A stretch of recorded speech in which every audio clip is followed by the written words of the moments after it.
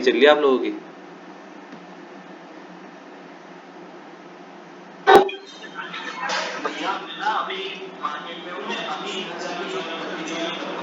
ठीक है, कोई नहीं कोई नहीं। ओके, जय हिंद। सारे सीडीएस वाले ही है ना यहाँ पे? और और एक एसएसबी वाला भी था, प्रतीक प्रतीक था ना एसएसबी वाला?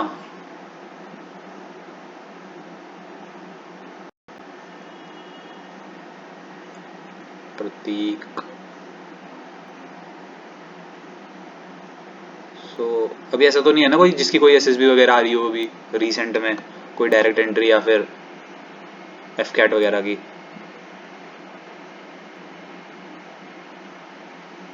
ठीक है, कोई नहीं है।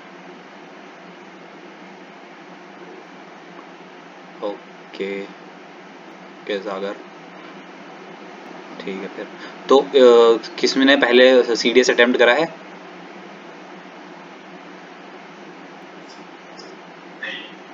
मतलब पहले किसी ने भी नहीं कर रखा है ना अभी CDS attempt?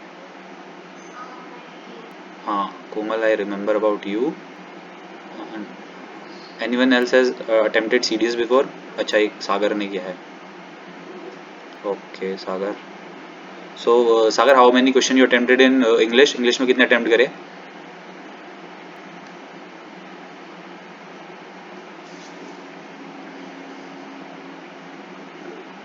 Forty two marks.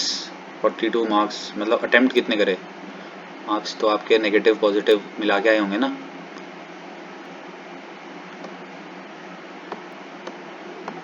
60+। Okay. और कोमल का मुझे याद है 72 कुछ सही सही हुए थे शायद से। हाँ 70। यू गॉट 70 क्वेश्चंस राइट, ठीक है। और किसी ने पहले सीडीएस नहीं दिया हुआ है ना? ठीक है। और Prateek, you will be giving CDS और डायरेक्टली डायरेक्ट एंट्री से ही जाओगे बस? प्रतीक भाई ऑन ही नहीं कर रहे हैं कुछ। ये प्रतीक के लिए तो बुलाया ही था मैंने, वो एसएसबी का पूछ रहा था। सो चंदन के लिए वेट करते हैं थोड़ा, वो मार्केट से घर जाएगा तब तक।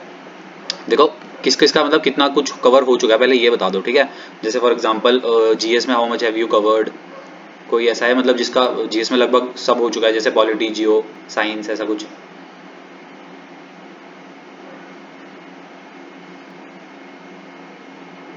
भाई मेरी वॉइस नहीं आ रही। नहीं प्रतीक, आपकी वॉइस नहीं आ रही है। अनम्यूट मतलब आपने म्यूट ही कर रखा है अपने आप को।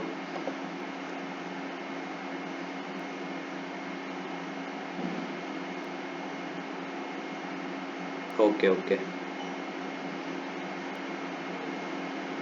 सी तो साइंस कितनों की कंप्लीट हो चुकी है?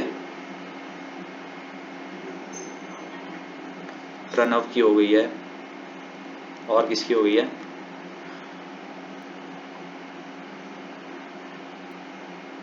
और ये प्रतीक बताया।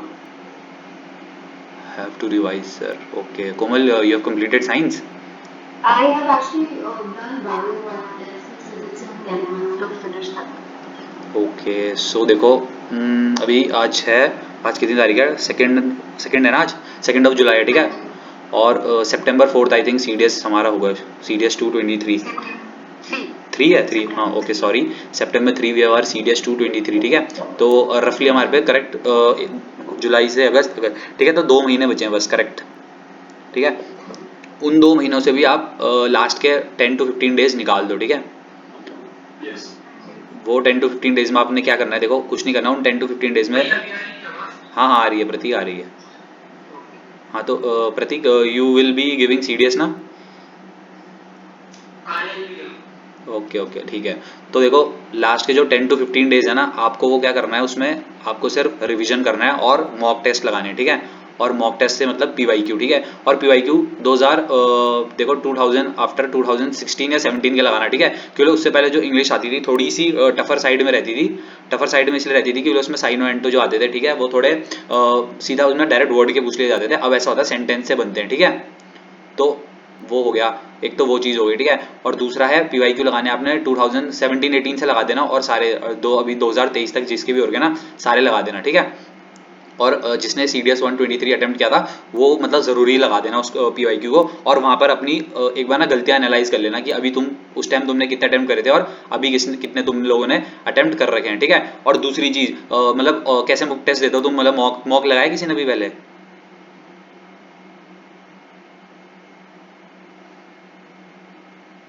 किस में लगाते हो मॉक, मतलब ऐसे टेक्स्ट बुक में? ठीक है, सागर टेक्स्ट बुक में लगाता है। और प्रणव तुम किस में लगा रहे हो, मॉक लगा रहे हो अभी? तुम्हारा भी मॉक नहीं है, ठीक है हाँ ठीक है। तो देखो जब भी मॉक लगाओगे ना तो ठीक है, जैसे सागर टेक्स्ट बुक में लगा रहा है वो भी ठीक है, पर वो होता है ना, जैसे मैं बता रहा हूँ, जैसे तुम मॉक, जैसे तुम्हें, और जब तुम रियल एग्जामिनेशन देने जाओगे तो तुम्हें हर सब्जेक्ट के 2 घंटे मिलेंगे पेपर के लिए, ठीक है। अब तुम्हें क्या करना है ना, वो 2 घंटे पूरे नहीं करने, ठीक है। तुम्हें करना है जैसे इंग्लिश में जब बस करना 1 घंटे 40 मिनट तक, ठीक है। जब घर में बैठोगे इंग्लिश में 1 घंटे 40 मिनट का टाइमर सेट कर देना, और उतने में ही करना, उससे ज़्यादा मत लेना, ठीक है। अभी मैं बताऊंगा टाइम कम में क्यों ले रहा हूँ, ठीक है। और सेम एज मैथ्स, ठीक है। मैथ्स में हो सके या तो 1.5 घंटे का टाइमर लगा देना, या फिर 1 घंटे 40 या 45 मिनट्स अप्रॉक्स तुम लगा देना, ठीक है। और जीएस के लिए 2 घंटे लगा देना, जीएस के लिए सबका आधे घंटे में फिनिश हो जाता है, ठीक है। जीएस उतनी कोई वो नहीं रहती। अब ये मैं टाइमर कम लगाने के लिए क्यों बोल रहा हूँ, क्योंकि देखो अभी जैसे घर में मॉक लगा रहे हैं, जैसे सागर लगा रहे हैं टेक्स्ट बुक में मॉक, ठीक है। तो वो ऑप्शन क्या करता है, डायरेक्ट माउस से सिलेक्ट कर लेता है, ठीक है। अब अगर तुम लोग नॉर्मल पेपर में भी लिखोगे, ABCD लिखना है, उसमें ज़्यादा टाइम नहीं लगता, ठीक है। लेकिन बट जब तुम पेपर में बैठते हो तो you get the OMR sheet, ठीक है। तो OMR शीट भरने में एक मतलब बहुत ज़्यादा टाइम लग जाता है, ठीक है, कभी कभी। तो एक तो वो हो जाता है, दूसरा होता है जो टीचर आते हैं बीच बीच में इन्विजिलेटर साइन करने के लिए, ठीक है। तुम अपनी डिटेल्स भरोगे उसमें भी टाइम लग जाता है। अब अगर तुम्हारा पेपर डिस्ट्रीब्यूट होने से पहले डिटेल्स भर गई तो ठीक है, वरना किसी किसी का बीच में भी आ जाता है, ठीक है। तो उससे भी फ्लो टूट जाते हैं तुम्हारे। तो एक तो ये होता है, ठीक है। और बीच में कुछ डिस्टर्बेंस हो गया या फिर तुम्हें कभी वॉशरूम जाना पड़ गया इमरजेंसी, ठीक है। तो ये हमेशा इसलिए लगाना 1 घंटे 40 मिनट का ही टाइमर लगा के चलना, ठीक है। इंग्लिश में खास करके, ठीक है, क्योंकि इंग्लिश में बच्चों का मैं मतलब जो मेरे साथ एग्जाम देने गए थे उनका काफ़ियों का पेपर छूट गया था, ठीक है। अब वो पता नहीं क्यों छूटता है, पर मोस्टली नहीं छूटना चाहिए क्योंकि इंग्लिश काफ़ी ज़्यादा इजी आ जाती है, ठीक है, CDS में। तो क्या करना है, OMR शीट, अब जैसे अगर तुम, हाँ तो सागर कह रहा है, ठीक है, तो इंग्लिश का पेपर नहीं छूटना चाहिए, और वो नहीं छूटना चाहिए, वो भी मैं बताऊंगा कैसे नहीं छूटेगा, ठीक है। उसकी भी अपनी एक अटेम्प्टिंग टेक्निक्स होती है, ठीक है। अब सागर तुम कैसे इंग्लिश का पेपर अटेम्प्ट करते हो, मतलब स्टार्टिंग से शुरू कर देते हो कि कुछ स्पेसिफिक वो पार्ट उठाते हो अटेम्प्ट करने के लिए, कि स्टार्टिंग से जो क्वेश्चन 1 2 3 आया वैसे स्टार्ट कर रहे हो?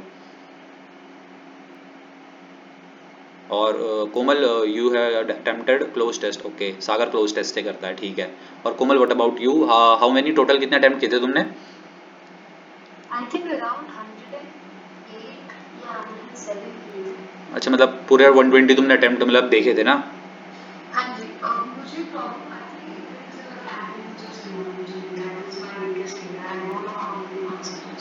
थी ठीक है, वो देखो एंटोनिम्स और सिनोनिम्स की भी मतलब थोड़ी एक ट्रिक बता दूंगा, ठीक है। तो जो जैसे मैं अटेम्प्ट करता हूँ, मैंने मतलब मैं अपने बारे में बता दूंगा, तो मैंने कभी भी वोकैब नहीं पढ़ी आज तक, ठीक है। मतलब ये मतलब बहुत सारे लोग पढ़ते हैं वोकैब, जैसे वर्ड पढ़ लिया, मीनिंग पढ़ लिया, रूट वर्ड्स, तो मैं ऐसे कुछ ज़्यादा वोकैब पढ़ता नहीं हूँ, ठीक है। और नहीं मैंने ईडियम्स इस बार पढ़े थे, मतलब मैं कभी नहीं पढ़ता हूँ क्योंकि मेरे को वेस्ट ऑफ टाइम लगते हैं। क्यों वेस्ट ऑफ टाइम लगते हैं, क्योंकि अब ना CDS का थोड़ा ईजी सा पैटर्न आने जाता है, ठीक है। अब ये चंदन अटेम्प्ट मतलब अटेंड ही नहीं कर रहा है अभी ये, फिर उसका थोड़ा दिक्कत आ जाएगी, इसको मैं बता रहा था, ठीक है। तो लीव इट, अब मैं बता रहा हूँ, ठीक है। तो सबसे पहली बात तो है जो भी तुम मॉक लगा रहे हो, ठीक है। अब मैं कैसे मॉक लगाता हूँ, मैं टेक्स्ट बुक में मॉक नहीं लगाता था, मैं क्या करता था, जैसे PYQ मैंने लैपटॉप में डाउनलोड कर लिया, ठीक है। उसके बाद मैंने क्या करना है, either I take OMR sheet, ठीक है। अगर मैं OMR शीट लूंगा तो मैं तो पूरा 2 घंटे का मतलब 1 घंटा ऐसे लगा लो, 1 घंटा 50 में ले लूंगा। पर अगर मैं A4 शीट ले रहा हूँ, उसमें मैं ABCD करके मार्क कर रहा हूँ ना, तो उसमें मैं लेता हूँ अपने लिए 1 hour 40 minutes, ठीक है। सबसे पहले तो ये करना है, ठीक है। तो बेसिकली मैं क्या करता था, मैं टेक्स्ट बुक वाले मॉक मतलब टेक्स्ट बुक में अच्छे मॉक्स हैं, पर मैं प्रीफर करता हूँ PYQs डायरेक्ट लैपटॉप से लगाने के लिए, क्योंकि उसमें ना थोड़ा आपका टाइम ज़्यादा वेस्ट होता है। टेक्स्ट बुक में आपका टाइम कंपेरेटिवली कम वेस्ट होता है, क्योंकि आपको डायरेक्ट ऑप्शन सेलेक्ट करते रहते हो, ठीक है। एक तो हो गया। दूसरा, मैं आपको प्रीफर करूंगा कि आप सब ना क्या करना, PYQ के पेपर डाउनलोड करके फिर A4 शीट लेना, ठीक है। उसमें 1 to लेके 120 जैसे क्वेश्चन 120 है किसमें, इंग्लिश में, तो 1 से लेके 120 तक आप नंबरिंग कर देना, ठीक है। उसके बाद पेपर अटेम्प्ट करना, पेपर अटेम्प्ट क्या करना, 1 घंटे 40 मिनट का टाइमर लगा देना फोन पे, अलार्म, ठीक है। 1 घंटे 40 मिनट का अलार्म लगा देना। और क्या करना उसके बाद, 1 घंटा 40 मिनट लगाने के बाद फिर शुरू करना, ठीक है, अटेम्प्ट करना। और बीच में ना कभी उठ के मत चले जाना पेपर में, मतलब जैसे बहुत लोगों का हो जाता है, जैसे घर में पेपर दे रहे हैं तो जैसे पॉज कर लिया, थोड़ी देर रेस्ट कर ली, ठीक है, तो वो मत कर देना, क्योंकि रियल टाइम पे आप इतना रेस्ट नहीं ले पाओगे, और अगर अभी आपने रेस्ट ले लिया तो फिर वहां पर आपको हो जाता है, ठीक है। अभी मेरी एक से और से बात हो रही थी, तो शी टोल्ड मी कि उसका वो हो जाता है, क्या हो जाता है वो, मतलब उस दिन जब वो इंग्लिश का पेपर एग्जाम देने गई तो उसको थोड़ा मतलब वो हो गया था, एंशियस सी हो गई थी, ठीक है, उसको घबराहट हो गई थी, थोड़ी ब्लैकआउट सी मार गई थी वो, ठीक है। तो तुम्हें क्या करना है, जितना ज्यादा अपने घर में प्रेशर ले सको उतना ज्यादा प्रेशर लेना है, ठीक है। प्रेशर कैसे लेना है, पहले तो टाइमर ही कम सेट करना है, 1 घंटे 40 मिनट का, ठीक है। उसके बाद उस जो भी 1 घंटे 40 मिनट है तब तक उठना मत, ठीक है, बिस्तरे से जिसमें भी तुम दे रहे होंगे, 1 घंटे 40 मिनट तक बिल्कुल भी उठना मत, बिल्कुल अटेंड करना, ठीक है, उसको बैठ के। और अटेंड करने के बाद जब 1 घंटे 40 मिनट होगा उसका तुम कुछ भी कर सकते हो, पर उन 1 घंटे 40 मिनट में मैं तुम्हें ये एडवाइस दूंगा कि कोई भी उठना मत अपनी सीट से, ठीक है, क्योंकि अगर तुमने जहां भी तुमने थोड़ी सी बल्कि वो कर दी ना कि थोड़ा आप चलो रेस्ट कर लेते हैं, अभी तो 60 क्वेश्चन हो गए इंग्लिश में, अभी थोड़े और बचे हैं, वो तो वहां पर तुम्हारी दिक्कत आ जाएगी, ठीक है, वहां पर वो मत कर देना बस, क्योंकि एग्जाम टाइम में बहुत बार हो जाता है ना, बच्चे से घबराहट से होता है, ठीक है। और खास करके मैथ्स के लिए, मैथ्स वाले आईएमए वाले जितने भी लड़के हैं वो सारे आईएमए तो अटेम्प्ट करेंगे आई थिंक। तो आईएमए के मैथ्स में देखो हमेशा क्या होता है ना, जैसे इस बार भी पिछली बार मेरे साथ हुआ था, जो मेरा 22022 हुआ था उसमें मेरा वो क्लियर हो गया था, पर उसमें क्या दिक्कत हुई थी, जैसे ही हमारा मैथ्स का पेपर आया तो उस टाइम मतलब बारिश का मौसम हो गया था, बहुत ज्यादा बारिश आई तो लाइट चली गई, ठीक है। लाइट चली गई तो कमरे में मतलब विंडोज ही नहीं थी, मतलब पूरा अंधेरा सा हो गया था, ठीक है, अब किसी को कुछ दिख नहीं रहा था, ओएमआर मतलब भरने की तो छोड़ो, हमें क्वेश्चन ही नहीं दिख रहे थे। तो फिर टीचर ने क्या बोला कि सब अपनी सीट से ना, जो एक छोटा सा वो था मतलब छोटी सी खिड़की सी थी, टीचर ने कहा सब अपनी सीट उस तरफ उड़ा लो और कर लो, तो उसमें ही करने में लड़कों के 15-20 मिनट निकल गए, ठीक है। और मैथ्स के पेपर में ना 15-20 मिनट क्या 5 मिनट भी बहुत ज्यादा इंपॉर्टेंट होते हैं, ठीक है। इंग्लिश और जीएस तो हो जाएगा, पर लेकिन मैथ्स में ना आप पेपर स्टार्ट करोगे और ऐसा लगेगा जैसे 1 घंटा 1 मिनट की तरह निकला है, ठीक है, बहुत जल्दी 1 घंटा निकल जाएगा, आपको पता भी नहीं चलेगा, ठीक है। तो वो अटेम्प्ट करना मैथ्स में, तो हमेशा ऐसे लेके चलना 1 घंटा 40 मिनट में आप कितने क्वेश्चन कर रहे हो, ठीक है। और मैथ्स की भी मैं बताऊंगा, ठीक है। तो अब फिर पहले इंग्लिश का देखना है, ठीक है, इंग्लिश वाला मैंने डाउनलोड करके रखा हुआ था पेपर, ठीक है, ठीक है, इंग्लिश का भी रुका हूँ 2 मिनट।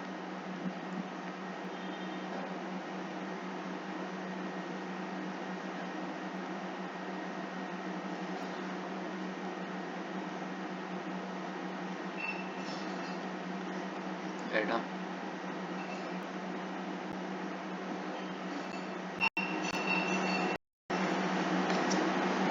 तो सबको दिख रहा है ना? हाँ जी। 2 मिनट ना।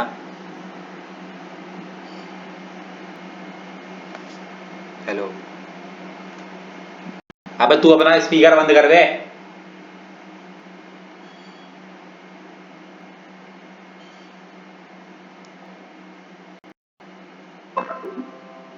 ठीक है, दिख रहा है ना अभी सबको?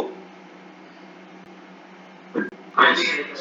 ठीक है, तो देखो पेपर अटेम्प्ट का मेरा क्या सीन रहता है, सबसे पहले सबसे जो हार्ड पार्ट होता है, ठीक है, हार्ड पार्ट सबसे होता है, एक तो होता है S1 S6, ठीक है, मतलब बहुतों को S1 S6 में थोड़ी सी दिक्कत आती है, वो सबको ही मतलब, और वो ज्यादातर सही भी नहीं होते किसी किसी के, ठीक है। तो S1 S6 जो होते हैं ना उसको हमेशा पेपर के लास्ट में करना है, ठीक है, सबसे लास्ट में करना है। सबसे पहले आप कौन कौन सा कर सकते हो, जैसे सागर ने बोला, ठीक है, उसका क्लोज टेस्ट उसकी थोड़ी वो है, स्ट्रॉन्ग पॉइंट होगा तो वो क्लोज टेस्ट से स्टार्ट करता है, ठीक है। आप लोगों को एक तो क्लोज टेस्ट से आप स्टार्ट कर सकते हो, दूसरा आप इससे स्टार्ट कर सकते हो, ठीक है। ये होते हैं जिनमें आपको बताना होता है, नाउन होता है, प्रोनाउन होता है, ठीक है, एडजेक्टिव एडवर्ब, एक तो ये इनसे आप स्टार्ट कर सकते हो, ठीक है। और दूसरा फिल इन द ब्लैंक्स, सबसे ज्यादा इजी, ठीक है, सबसे ज्यादा इजी होता है फिल इन द ब्लैंक्स, इससे आप स्टार्ट कर सकते हो। कभी भी S1 S6 पहले घंटे में मत करना, फर्स्ट आवर में मत करना, जब तक। और पेपर अटेम्प्ट कैसे करना है, जैसे आपने स्टार्ट करा, ठीक है, जैसे तुम पेपर देने बैठ रहे हो, सबसे पहले S1 S6 को छोड़ देना, उसको तुम पहले गो में नहीं करोगे, ठीक है, उसको पहले गो में नहीं करोगे, तुम करना स्टार्ट करना, जैसे पेपर अब अगर तुम्हारा S1 S6 पहली पेज में आ गया तो उस पेज को पूरा लीव कर देना, ठीक है, स्टार्ट करना इससे, ठीक है। अब क्या करना है, पहले तो तुम एक गो में पेपर सॉल्व करना, ठीक है। अब जब तुम पहले अटेम्प्ट में पेपर दे रहे होगे ना, जब पहला गो में पेपर कर रहे होंगे, तो पहले गो में तुम्हें वो करना है जिसमें तुम बिल्कुल 100% श्योर होगे, डेफिनेट की आंसर यही होगा, कि मतलब जिसमें तुम कहीं भी डाउट आ जाए तुम्हें तो,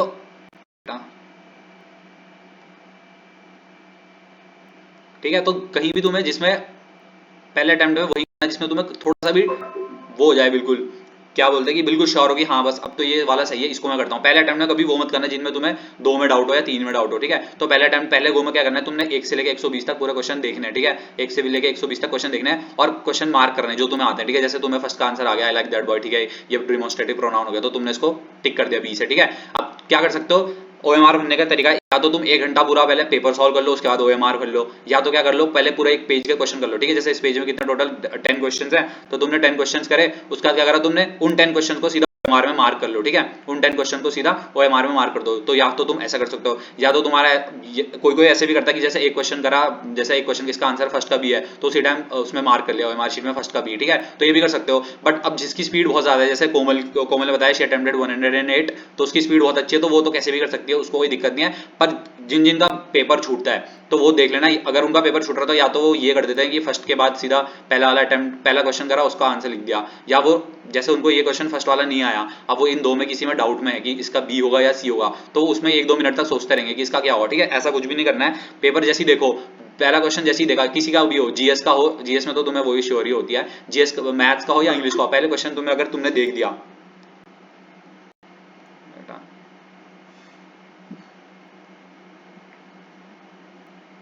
ठीक है, पहले तुमने क्वेश्चन अगर देख दिया जैसी कि अच्छा ठीक है ये है, अब मैंने फर्स्ट क्वेश्चन करा, मैंने फर्स्ट क्वेश्चन देखा, अच्छा ये इसका डिमॉन्स्ट्रेटिव प्रोनाउन है, तो मैंने सीधा क्लिक कर दिया, ठीक है, डिमॉन्स्ट्रेटिव प्रोनाउन मैंने टिक कर दिया। अब मैं 1 से लेकर 10 तक करूंगा। अब क्या करता है ना, कभी कभी 1 से लेकर 10 में तुम्हारे क्या पता 3 ही अटेम्प्ट हो क्वेश्चन, मतलब तुम्हें 3 ही बिल्कुल करेक्ट आए या तुम्हारे 4 ही करेक्ट हो, ठीक है, तो उसमें कहना है घबराना मत कि यार इसमें तो 4 ही हो रहे हैं, क्या पता इसके आगे भी ऐसी ऐसी हो, ठीक है, तो होता है पहले पहले में क्या होता है, पहले गो में तो तुम बहुत सारे 20 के छोड़ोगे, जैसे मान लो 11 से लेके इसमें 20 है, ठीक है, तो इसमें हो सकता है तुम 2-3 ही आए बाकी कुछ ना है, ठीक है, तो उसमें डरना कुछ नहीं है, वो आएंगे क्यों नहीं, क्योंकि श्योरिटी बहुत कम क्वेश्चंस होती है, ठीक है, कभी कभी यूपीएससी ऑप्शंस ऐसे देता है जो तुम्हें मतलब तुम पहचान नहीं पाओगे, ठीक है। इस बार का जो सीडीएस 123 था वो कंपैरेटिवली इजी था, ठीक है, सीडीएस 2 थोड़ा सा इंग्लिश थोड़ा टफ साइड पे आ गया था, वो ठीक है, वो बैलेंस होता रहता है, जैसे इस बार का इंग्लिश इजी था तो उन्होंने जीएस और मैथ से उसको बैलेंस कर दिया था, ठीक है। अब पिछली बार कैसे क्या था, इंग्लिश थोड़ा टफ हो गया था तो उन्होंने जीएस कंपैरेटिवली इजी कर दी थी और मैथ्स भी उनकी थोड़ी बहुत इजी हो गई थी, ठीक है। तो क्या करना है, पहले गो में, ठीक है, पहले तुमने पेज देखा, तुम्हें फर्स्ट क्वेश्चन आया, तुमने कहा आज का इसका डायरेक्ट,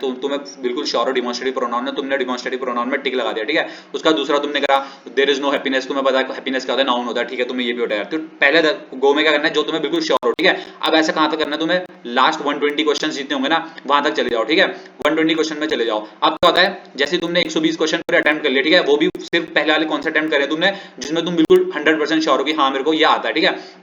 अब जैसे जब तुम वो 120 फर्स्ट गो में अटेम्प्ट करोगे ना, उनमें बीच बीच में तुम्हें ऐसे क्वेश्चंस मिलेंगे जिनमें तुम कोई 2 ऑप्शंस एलिमिनेट कर पा रहे हो, ठीक है, जिनमें तुम्हें पता है कि हाँ भाई पक्का से पक्का ये तो हो ही नहीं सकता, ठीक है, कि एक तो ये, जैसे इसमें मान लो जैसे मेरे को तो पता था नाउन, बट बाई चांस मान लो तुम्हें इसका ऑप्शन में तुम्हें नहीं पता इसमें क्या आना है, ठीक है, अब तुम किसमें कंफ्यूज हो, नाउन में कंफ्यूज हो और मान लो एडवर्ब में तुम थोड़ा कंफ्यूज हो, ठीक है, तो अब तुम्हें ये देखना है कि कैसे करना है, तो तुम्हें क्या करना है उसमें उस क्वेश्चन में ना डी लिख देना, डाउट, ठीक है, उस क्वेश्चन में लिख देना डाउट, क्योंकि क्या होगा तो फर्स्ट गो में जब तुम्हारे क्वेश्चन जाएंगे ना तो सेकंड गो में तुम सिर्फ वो वाले क्वेश्चन देखना जिसमें तुम्हें डी है, डाउट है, ठीक है, तो डाउट वाले तुम देखोगे। तो पहले गो में अगर तुम 1 से लेकर 120 तक कर रहे हो ना, अब देखो 2 टाइप के लोग होते हैं, एक तो पहले गो में जो कर लेते हैं, जैसे पहले गो में जिनको जाते हैं 80-90 क्वेश्चन, ठीक है, या फिर 100 क्वेश्चन भी किसी के पहले गो में जाते हैं, जैसे मैंने इस बार करा था तो मेरे पहले गो में 101-102 क्वेश्चन अराउंड हो गए थे, ठीक है, कंप्लीट हो गए थे, ठीक है। तो अब जिनके पहले ही फर्स्ट गो में ही 100 क्वेश्चन हो रहे हैं, मतलब जो 100 क्वेश्चन फॉर श्योर है कि ये सही है, ठीक है, वो क्या करना, बाद में अगर तुम डाउट में हो ना, थोड़े से भी डाउट में हो तो रिस्क मत लेना, ठीक है, क्योंकि क्या होता है ना, कभी कभी तुम्हें ऑप्शन लगता है कि इसका तो आंसर यही होगा, तुम कर देते हो, ठीक है, और यूपीएससी बहुत टेम्पटिंग से ऑप्शंस देता है तुम्हें टिक करने के लिए, ठीक है, बहुत ज्यादा टेम्पटिंग से ऑप्शन देता है, और उससे क्या होता है तुम लगा दोगे कि क्या पता तुम्हारा, तुम सोचोगे कि थोड़ा नंबर बढ़ जाएंगे, थोड़ा क्लियर हो जाएगा, और इस वजह से क्या होता है ना, बहुत सारे नेगेटिव भी हो जाते हैं, ठीक है, बहुत ही ज्यादा नेगेटिव होते हैं, तो वो कभी भी मत करना, ठीक है, और यूपीएससी जानबूझ के बहुत क्लोज से ऑप्शन देगा, ठीक है, तो ये करना है। दूसरा क्या करना है, अब जिसके पहले गो में सिर्फ 70-75 क्वेश्चन ऐसे हो रहे हैं, ठीक है, 70-75 क्वेश्चन जिसके हो रहे हैं उसको क्या करना है, उसको दूसरे गो में जाना और उसको फिर डाउट वाले में रिस्क लेना है, ठीक है, उसको तो लेना ही लेना है रिस्क, क्योंकि फिर सिर्फ 70 से यू कैन नॉट क्लियर, ठीक है, क्योंकि इंग्लिश गर्ल्स के लिए भी और बॉयज के लिए भी बहुत ज्यादा इंपॉर्टेंट है, ठीक है, क्लियर करने के लिए, और गर्ल्स के लिए फॉर श्योर बहुत ज्यादा इंपॉर्टेंट है, क्योंकि गर्ल्स की जो मेरिट जाती है वो बहुत हाई जाती है, तो जीएस में मतलब 40+ हो जाते हैं स्कोर, पर इंग्लिश में तुम्हें अराउंड 75-80 अगर तुम कर दोगे तो गर्ल्स के लिए बहुत ज्यादा इजी हो जाता है, ठीक है। बॉयज तो अगर जस्ट इंग्लिश में 60-65 ला रहे हैं और बाकी वो तीनों दो और को मिला के कट ऑफ क्लियर कर रहे हैं तो मेरिट की उनकी दिक्कत नहीं होगी, पर गर्ल्स की बहुत ज्यादा प्रॉब्लम होती है, ठीक है।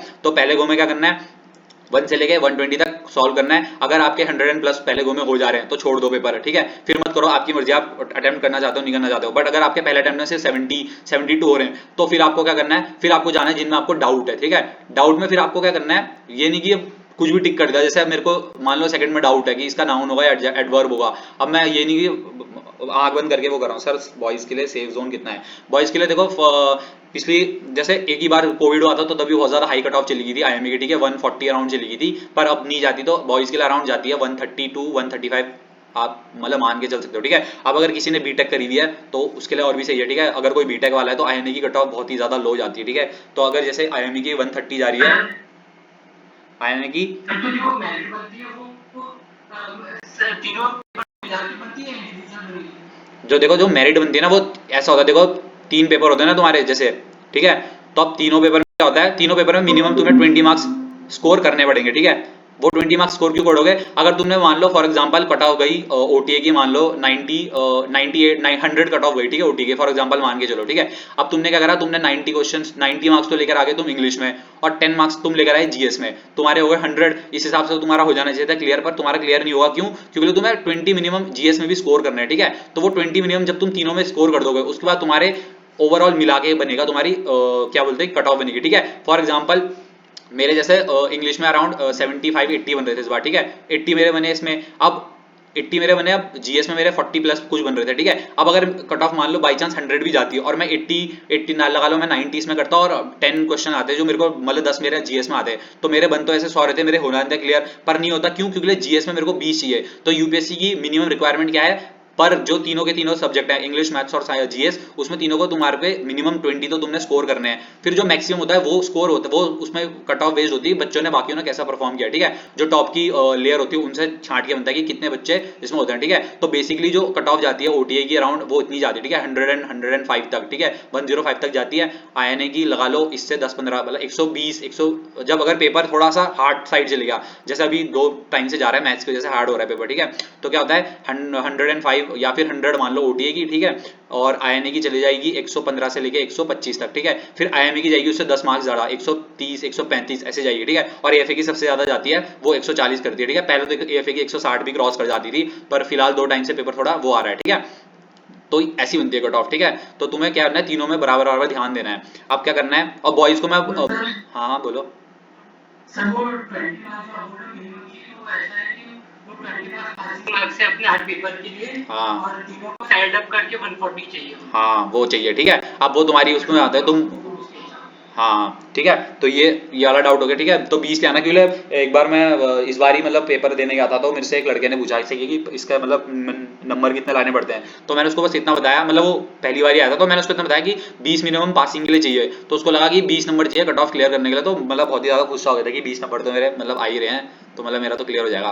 फिर मैंने उसको थोड़ा समझाया, फिर उसको थोड़ा फिर पता लगा इसका आइडिया, ठीक है। तो पहले तो ये हो गया, ठीक है। अब इंग्लिश में क्या बता रहा था मैं, 1 से लेके 120 तक, अगर पहले गो में 100 प्लस क्वेश्चन हो रहे हैं तो छोड़ दो, अटेम्प्ट मत करो, ठीक है, नेगेटिव ही होंगे इसके बाद। और अगर नहीं हो रहे तो फिर ऑप्शन एलिमिनेट करो। ऑप्शन एलिमिनेट कैसे करना है, अब इसका मेरे को लग रहा है नाउन होगा या एडवर्ब होगा, ठीक है। मैं इन दोनों में कंफ्यूज हूँ। अब ये आंख बंद करके मत लगा देना कि आंख बंद करके अगर तुम्हारा एडवर्ब में चले गया पेन तो एडवर्ब है, ऐसा मत करना। इसमें भी थोड़ा मतलब थोड़ा इसको मतलब रिलेट करने की कोशिश करना, या फिर तुमने अगर रूल पढ़े हैं तो उससे हिसाब से, या फिर हिंदी में कन्वर्ट कर दो क्वेश्चन को। जब भी तुम इंग्लिश में मतलब यूपीएससी सीडीएस के पेपर में इंग्लिश में कुछ ना आ रहा हो ना, उस क्वेश्चन को थोड़ा सा हिंदी में कर दो, ठीक है। हिंदी में तुम जब करोगे ना तुम्हारा क्वेश्चन आराम से 70 to 80% ईजी बन जाएगा, ठीक है। फिर तुम्हें इसको अटेम्प्ट करना है, ठीक है। अब आती है एंटो और सिनोनिम्स, ठीक है। कोमल को एंटोनिम्स और सिनोनिम्स और इडियम्स और फ्रेजेस में थोड़ा दिक्कत होती है, ठीक है। तो उसमें जरा देखता हूँ मैं, ठीक है। ये रहा इडियम्स एंड फ्रेजेस। अब इसमें देखो अटेम्प्ट करने की ना अपनी ट्रिक होती है, ठीक है। मैंने इडियम्स एंड फ्रेजेस उतना पढ़ता नहीं हूँ, पर मैं अटेम्प्ट करता हूँ, और वो मतलब इस बार मैंने जितने भी अटेम्प्ट करे थे सारे के सारे क्या हो गए थे, सही हो गए थे, ठीक है। अब कोई भी एक इडियम्स ले लो, ठीक है। कोमल, तो you attempted idioms and phrases this time? No, I think I attempted two of them. One is और मतलब कौन से दो याद है तुम्हें, कौन से अटेम्प्ट करे थे? I think बाइक तो बोली, मुझे नहीं याद। हाँ हाँ कोई नहीं, ठीक है। और वो सही हुए थे इडियम्स एंड फ्रेजेस? एक मतलब सही ना तो आपको जो गलत हुआ ये वाला सही था, बाकी जो दूसरा किया था वो गलत था, जो भी किया था। अच्छा तो हाँ हाँ बाकी मेरे पूरे अच्छा, मतलब इतने बढ़िया, ठीक है। तो अब इसमें अटेम्प्ट कैसे करना होता है, ठीक है। फॉर एग्जांपल कोई भी ले लो बी इन द सूप, ठीक है। इडियम है बी इन द सूप। अब तुम्हें ये कभी तुमने मीनिंग इसका पढ़ा ही नहीं है, ठीक है। हाँ हाँ बोलो। गुड इवनिंग अभिषेक, ठीक है। ओके ओके ठीक है। तो अभी मैं बता ही रहा था अभिषेक, तो अभी थोड़ा स्टार्ट ही हुआ है, ठीक है, कुछ नहीं छूटा है तुम्हारा, ठीक है। तो अब पहला इडियम जैसे हमने उठा दिया बी इन द सूप, ठीक है। तो बी इन द सूप के तुमने चार पहले ऑप्शन पढ़ लो, ठीक है। अगर तुम्हें देख के इडियम देख के मीनिंग बताए तो ठीक है। कभी कभी ऐसे इडियम आ जाता है जो तुम्हें मतलब आती हैं बिल्कुल फॉर श्योर शॉट आ जाते हैं, ठीक है, तो तुम उसको डायरेक्ट कर लो। बट अगर नहीं आ रहा तो पहले इसके ऑप्शंस पढ़ो, ठीक है। अब ऑप्शंस में क्या कहें, टू बी इन ट्रबल, ठीक है, to be very healthy, to be good at the workplace, to be honest to people, ठीक है। अब इसमें एक चीज नोटिस करना है, सीडीएस का कभी कभी ऐसा होता है ना, जैसे सिनोनिम्स ले लो, एंटोनिम्स ले लो, इडियम्स और फ्रेजेस, हमेशा सेंटेंस देखना उसका ऑप्शंस नेगेटिव और पॉजिटिव कितने हैं, ठीक है। अब जैसे बी इन द सूप है, ठीक है, उसमें भी ये देखना नेगेटिव कौन सा बन रहा है, तो एक ऑप्शन इसमें नेगेटिव है, वो कौन सा है, ऑप्शन नंबर ए, ठीक है, ये नेगेटिव है ना, to be in the trouble, ठीक है। अब देखो और नेगेटिव है कि नहीं है, अब तुमने बी नेगेटिव देखा, टू बी वेरी हेल्दी, ये तो अच्छा हो गया, to be good at the workplace, ये भी सही है, मतलब ये भी पॉजिटिव स्टेटमेंट है, to be honest to people, ये भी पॉजिटिव स्टेटमेंट है। अब कभी कभी मतलब 50% 60% अगर मतलब तुम्हारा ऐसा हो गया, तुम्हें कुछ पता ही नहीं लग रहा है कि अब क्या अटेम्प्ट करूँ, ये हो रहा है, तो तब ऐसे करके जाना, पॉजिटिव और नेगेटिव स्टेटमेंट देखना, ठीक है। अब जैसे इसमें क्या है, एक ही नेगेटिव स्टेटमेंट है और बाकी 3 अच्छी हैं,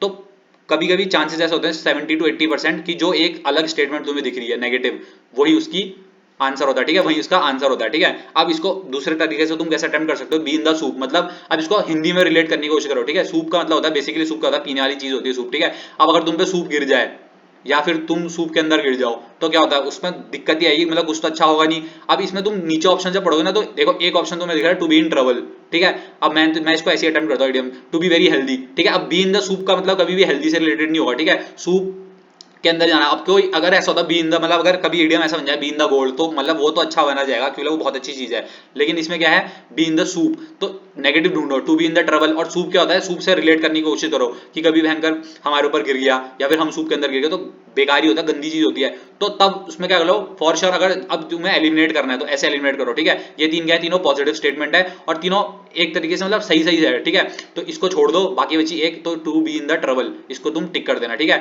ये हो जाता है, सही हो जाता है, ठीक है। अब अ व्हाइट एलिफेंट मान लो, ठीक है। अब व्हाइट एलिफेंट में बहुत सारी चीजें, व्हाइट एलिफेंट क्या होते हैं, सफेद जो सफेद हाथी माने जाते हैं, बहुत ज्यादा वो होते हैं, क्या बोलते हैं, महंगे होते हैं, ठीक है। तो और एक और चीज याद रखना, कभी भी इडियम्स एंड फ्रेजेस में कुछ क्वेश्चन ऐसे होंगे जिनका डायरेक्ट मीनिंग होगा, पर कुछ कुछ ऐसे होते हैं जिनका डायरेक्ट मीनिंग नहीं होता, ठीक है, कि मतलब लग तो रहा है तुम्हें हाँ यही होगा पर वो नहीं होता, ठीक है, डायरेक्ट मीनिंग से उसका कभी भी मीनिंग नहीं निकलता, ठीक है। तो व्हाइट एलिफेंट मान लिया तुमने, तो व्हाइट एलिफेंट ऐसा होता है जो सफेद हाथी होता है, ठीक है, तो उसको बहुत ज्यादा वो माना जाता है, बहुत महंगा होता है, ठीक है। अब तुमने फिर इसका क्या पढ़ने हैं, ऑप्शंस पढ़ने हैं, ऑप्शंस हमेशा देखना है, ठीक है, जिसमें अगर तुम्हें कंफ्यूजन है, तो पहला ऑप्शन देखा तुमने, someone who is completely good and honest, ठीक है, ठीक है, ये सही लग रहा है। Someone something that has cost a lot of money but has no useful purpose, a situation where you waste time looking for something to make someone feel anxious, ठीक है। अब इसको तुम कैसे करोगे, ठीक है, व्हाइट एलिफेंट है, व्हाइट एलिफेंट तुम सबको इजीली दिख जाते हैं, मतलब इजीली मिल जाएंगे व्हाइट एलिफेंट, किसी को नहीं मिलेंगे, ठीक है, व्हाइट एलिफेंट इजीली किसी को नहीं मिलते हैं, ठीक है।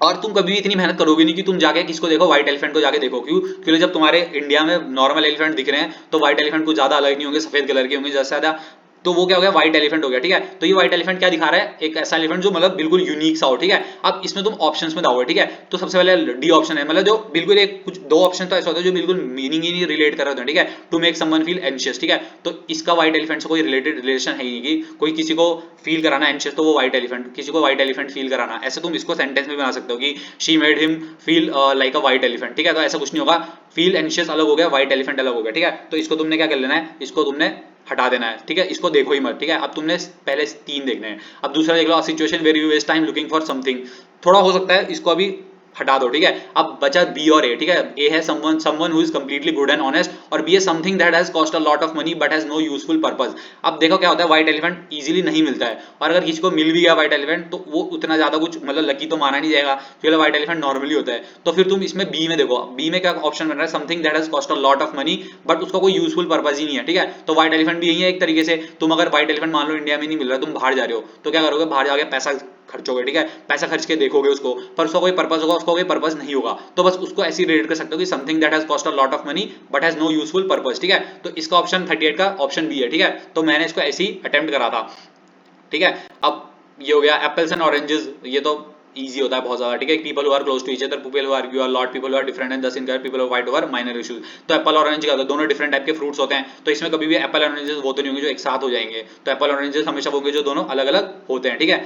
लाफिंग स्टॉक मान लो, ठीक है, लाफिंग स्टॉक, लाफिंग स्टॉक के अगर तुम ऑप्शंस पढ़ोगे, someone who does something very stupid and is made fun of, to avoid conflict, to laugh at someone secretly, a jovial and respected person, ठीक है। Laughing stock क्या होता है, ठीक है, लाफिंग स्टॉक हमेशा वैसे से देखना, मतलब जिसमें जिसको एक तरीके से स्टॉक की तरीके से जगह जाता है, ठीक है, लाफिंग स्टॉक की तरीके से। अब इसमें लास्ट वाला ऑप्शन देखो, जोवियल एंड रिस्पेक्टेड पर्सन, ठीक है, कभी भी तुम एक रिस्पेक्टेड पर्सन को लाफिंग स्टॉक नहीं बोलोगे। अगर इसका खाली जोवियल भी होता ना, एक तरीके से तुम मान सकते थे, बट अब someone who is a respected person उसको कभी भी तुम लाफिंग स्टॉक में कंसीडर नहीं कर सकते, ठीक है, क्योंकि लिए उसके लिए रिस्पेक्टेड पर्सन के लिए अब ऐसे थोड़ी ना जाओगे तुम अंबानी के पास चले गए और रिस्पेक्टेड पर्सन तुमने बोल दिया भाई ये तो लाफिंग स्टॉक है, या फिर तुम प्राइम मिनिस्टर जी के पास चले गए, तुमने कहा सर आप तो लाफिंग स्टॉक हो, नहीं तुम नहीं जा सकते, ये रिस्पेक्टेड पर्सन है। रिस्पेक्टेड पर्सन को you can never say him laughing stock, ठीक है, उसको कभी भी तुम रेफर नहीं कर सकते एज अ लाफिंग स्टॉक, ठीक है, इसको सीधा छोड़ दो। दूसरा है to laugh at someone secretly, ठीक है। अब इसका मतलब तुम अगर लाफिंग स्टॉक से थोड़ा सा भी मंगा दिखा रहे हो तो स्टॉक क्या होता है, जहां पे तुमने भरी होती चीजें, तो लाफिंग स्टॉक से अगर तुम मतलब थोड़ा सा भी हिंट लगाओगे, थोड़ी सी भी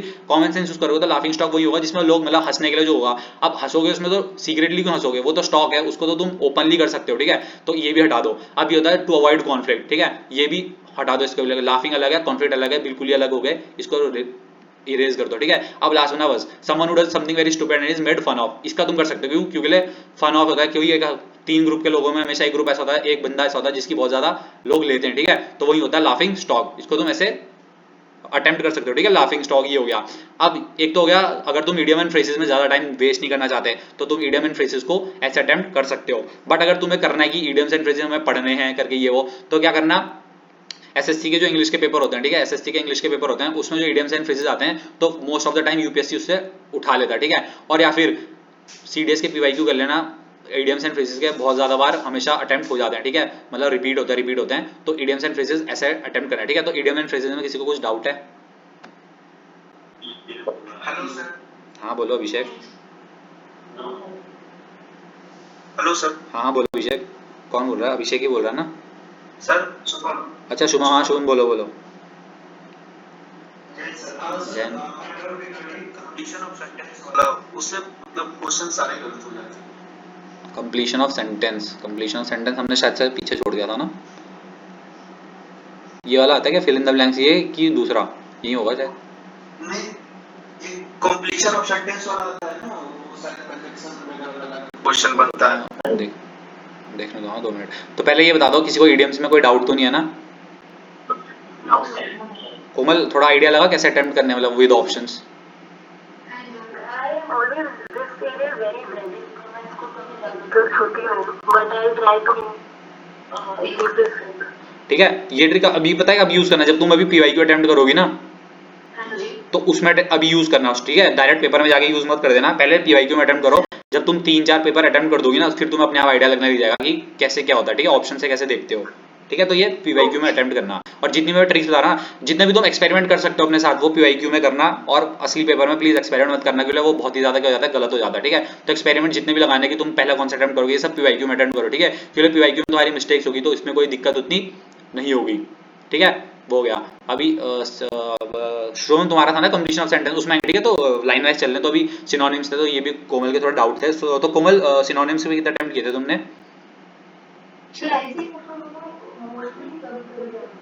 अच्छा, तो मतलब सब सही हो गए थे मतलब?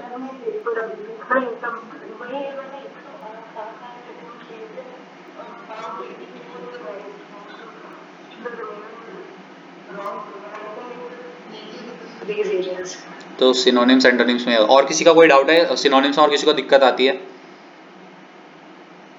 यस सर, थोड़ा सा प्रॉब्लम आता है ना। अब देखो सिनोनिम्स और एंटोनिम्स पता है, सर ट्रिक वो लगाता हूं ना, जैसे सेम 3 सेम वर्ड होते हैं, एक हाँ हाँ होता है, हाँ डिफरेंट होता है, उसको टिक करता हूं। हाँ, बस वही करना होता है। हाँ, पर वो कभी कभी करना है, ठीक है, वो हमेशा नहीं करना है। 3 सेम होता है, एक अलग होता है, ठीक है। सबसे पहला होता है सिनोनिम्स एंटोनिम्स, अब सही आते हैं, ठीक है। पहले सीडीएस में क्या होता था, ये कुछ सेंटेंस तुम्हें देते नहीं थे, सीधा वर्ड दे देंगे एंशियस, उसका तुम्हें 4 ऑप्शन दे देंगे, ठीक है, वो तब ज्यादा हार्ड हो जाता था। अब तुम्हें क्या देते हैं, सेंटेंस देते हैं पूरा, ठीक है। अब तुम्हें सेंटेंस से मीनिंग निकालना है, ठीक है। अब इसको भी ऑप्शन से और सेंटेंस से तुम्हें अटेम्प्ट करना है, ठीक है। तो फॉर एग्जांपल सबसे पहले सिनोनिम्स था ये 51, ठीक है, there are plenty of graduates anxious for work, ठीक है। अब तुम इसको हिंदी में बोलो, जिसको मतलब सिनोनिम्स में थोड़ा सा भी, जैसे कोई कोई किसी की मतलब ये तो नॉर्मल एंशियस हो गया, इसका सबको ही आता है, ठीक है, इसमें कोई दिक्कत नहीं है, पर मैं फॉर एग्जांपल बता रहा हूं, ठीक है। अब तुमने कहा plenty of graduates anxious for work, ठीक है, इसको हिंदी में कन्वर्ट कर दो सेंटेंस को, ठीक है, कि क्या है, बहुत ज्यादा ग्रेजुएट्स ऐसे हैं जिनको काम चाहिए, ठीक है, बहुत ज्यादा मतलब ईगर है काम के लिए, ठीक है, बहुत ज्यादा मतलब यही चाहिए काम। अब तुम इसमें सिनोनिम्स में देखो, ऑप्शंस देखो, ठीक है, कंपोज्ड हो गया, ठीक है, ईगर हो गया, इनडिफरेंट हो गया, और प्रोमिनेंट हो गया, ठीक है, प्रोमिनेंट, इंडिफरेंट, ईगर और कंपोज। हमेशा याद रखना सिनोनिम और एंटोनिम में ना जो आंसर होगा उसका अपोजिट वर्ड देते ही देते हैं, ठीक है। जैसे यहाँ पर क्या है, कंपोजिट है, कंपोज्ड हो गया एकदम काम बंदा, और ईगर बंदा कैसा होता है, थोड़ा सा जो काम नहीं रहता, ठीक है, जो इधर उधर मचलता रहता है, ठीक है। तो हमेशा ऐसा होता है उन दो में से ही एक आंसर होता है, ठीक है, 99% केसेस में ऐसी होता है, ठीक है, उन दोनों में से कोई एक ऑप्शन आंसर होगा, ठीक है।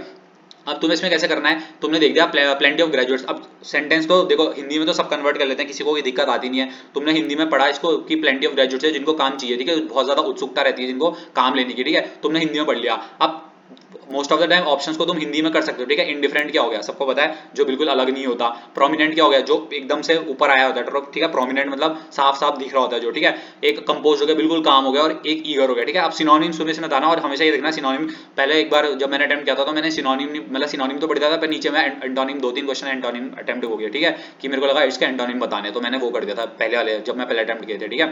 तो अब क्या करना है इसमें तुम्हें, तुमने पढ़ लिया, ठीक है, एंशियस फॉर कंपोज। अब तुम हिंदी में लगाओ, कंपोज मतलब कैसा बंदा होता है, बिल्कुल शांत होता है, ठीक है। तो अब अगर कोई बंदा शांत होगा तो वो एंशियस कैसे हो सकता है वर्क करने के लिए, ठीक है। वो शांत होगा तो वो ये सोचेगा ना कि भाई काम तो खुद ही आ जाएगा मेरे पास, मुझे उतने हाथ पैर मारने की जरूरत ही नहीं, ठीक है। तुम प्रोमिनेंट लगा लो इसमें, there are plenty of graduates prominent for work, ठीक है। प्रोमिनेंट का मतलब ही क्या होता है, जो साफ दिख रहा होता है, ठीक है। तो इसमें एंशियस में कोई मतलब ही नहीं बैठता उसका, ठीक है। बचे ईगर और इंडिफरेंट। इंडिफरेंट इसमें बैठा के देख लो, there are plenty of graduates indifferent for work, ठीक है, हिंदी में लगा लो। इंडिफरेंट अलग अलग नहीं होता है, ठीक है, सेम भी नहीं है कुछ। अब लास्ट हो जाए ईगर, ठीक है, there are plenty of graduates anxious for work. Eager क्या होता है, ईगर सबको पता है, ईगर क्या बंदा होता है जो बहुत ज्यादा, जिसको मतलब खुजली टाइप की होती है, ठीक है। तो ईगर ही इसका सिनोनिम होगा, ठीक है। इसको तुमने ऑप्शन से अटेम्प्ट करा, सेम है, कोई भी चले जाओ तुम, ठीक है। वीक, अब ये वाला देखो, ये थोड़ा सा we caught him eavesdropping outside the window, ठीक है। अब इस ईव्सड्रॉपिंग मैंने भी कभी ऐसा पहले सुना नहीं था, ठीक है, मतलब मैंने भी डायरेक्ट इसको सीडीएस के पेपर में देखा ईव्सड्रॉपिंग, ठीक है। अब मैंने इसको हिंदी में पढ़ा, मैंने इसका मतलब करा, इन्होंने उसको पकड़ा आउटसाइड द विंडो करते हुए, ठीक है, इन्होंने पकड़ा है उसको, ठीक है, आउटसाइड द विंडो। अब पकड़ते का मैम आउटसाइड द विंडो, कोई आदमी नॉर्मल चल रहा है उसको तो तुम पकड़ के नहीं जाओगे ना। अब घर के आगे तो कितने लोग जाते हैं, तो उसको ऐसे तो पकड़ नहीं लोगे, पकड़ोगे कब, जब वो कुछ काम वैसा कर रहा होगा जो नहीं उसको करना चाहिए, ठीक है। अब ऑप्शन देखो, ऑप्शन में क्या क्या है, wandering aimlessly, talking loudly, listening secretly, reflecting calmly, ठीक है। सबसे पहले देखो नेगेटिव कमेंट देखो, वेंडरिंग एमलेसली है, नेगेटिव नेगेटिव है, टॉकिंग लाउडली नेगेटिव है, लिसनिंग सीक्रेटली मान सकते हो, और रिफ्लेक्टिंग कामली तो एकदम पॉजिटिव स्टेटमेंट होगी, ठीक है, पॉजिटिव स्टेटमेंट होगी। अब यहाँ सेंटेंस देखो क्या मतलब बना रहा है, सेंटेंस में मतलब बता रहा है कि वी गॉट हिम,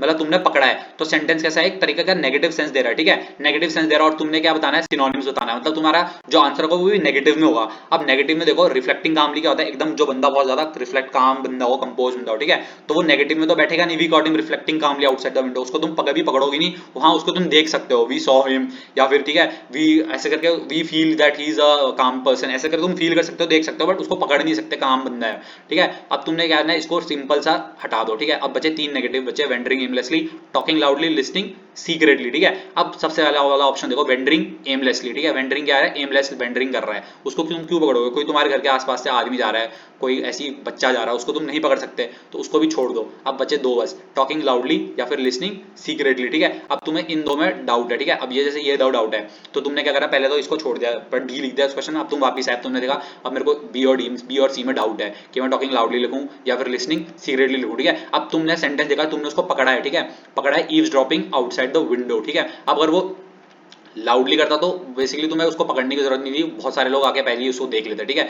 अब यहाँ मतलब देखो लिसनिंग सीक्रेटली, ठीक है, आउटसाइड द विंडो, ठीक है, तो कोई होता है ना जैसे कान लगा के खिड़की के बाहर सुनता रहता है, तो उसका ही मतलब होता है ईव्स ड्रॉपिंग, मतलब कि outside the window listening secretly, ठीक है। हाँ था वी कॉट हिम कि हम उसको लाउड, अब लाउड का कोई अगर उसमें सिनोनिम डालना होता तो वो अलग होता, उसका सेंटेंस का मीनिंग ही अलग हो जाता पूरा, ठीक है। इसमें सेंटेंस बोला तुमने उसको कुछ पकड़ा है करते हुए जो कि तुम्हारी खिड़की के बाहर कर रहा था, ठीक है, तो तुम क्या करोगे, उसको लिसनिंग सीक्रेटली में डायरेक्ट ऑप्शन टिक कर लोगे, ठीक है। सेंटेंस में जाना, अगर सेंटेंस नेगेटिव और सिनोनिम पूछा है तो सबसे पहले पॉजिटिव वाले को हटा दो, ठीक है। इसमें पॉजिटिव क्या था, रिफ्लेक्टिंग कामली, हटा दो इसको, ठीक है, इसको क्या कर दो, हटा लो।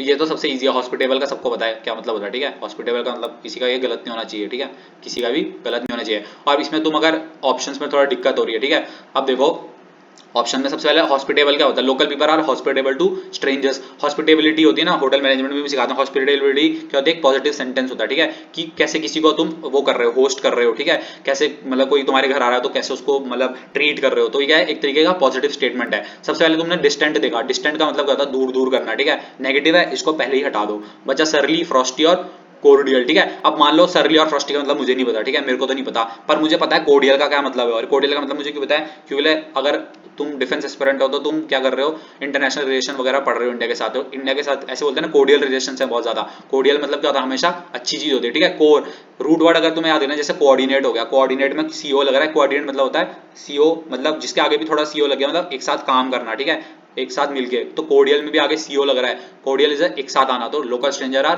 कोर्डियल टू स्ट्रेंजर, मतलब अच्छे हैं। तो इसका तुम आंसर क्या कर सकते हो, कोर्डियल कर सकते हो, ठीक है। तो तुम्हें ये करना है, सिनोनिम्स को एंटोनिम्स भी सेम ही है, ठीक है। क्या करना है, पहले सेंटेंस देखना है पॉजिटिव है नेगेटिव है। अगर सिनोनिम है और पॉजिटिव स्टेटमेंट पॉजिटिव सेंटेंस है तो नेगेटिव वालों को हटा दो, ठीक है। बाकी बचा पॉजिटिव वाले में, तो फिर सेंटेंस को हिंदी में पढ़ो वो कहना क्या चाह रहा है, और फिर एक एक जो ऑप्शन है ना उसको सेंटेंस में लगाओ कि अगर ये मैं इसको लगाऊंगा हिंदी बोलूंगा तो बनेगा वो। ऑब्वियसली बात है, तुम्हारा जो वो होगा ना सही वाला वो बन जाएगा, ठीक है। और बहुत बार सीडीएस में ऐसे कर लेना, बोल के देख लेना, अगर सेंटेंस बोलने में अच्छा लग रहा है तो वो सही होता है, ठीक है। ये बहुत बार हो जाता है, मतलब जब तुम्हारे बिल्कुल ही होप नहीं है कुछ तो तब ये कर लेना, बोलने में अच्छा लग रहा है, ठीक है। जैसे क्लोज टेस्ट हो गया, उसमें ये सब तुम कर सकते हो, ठीक है। तो सिनोनिम में और किसी को कुछ डाउट है,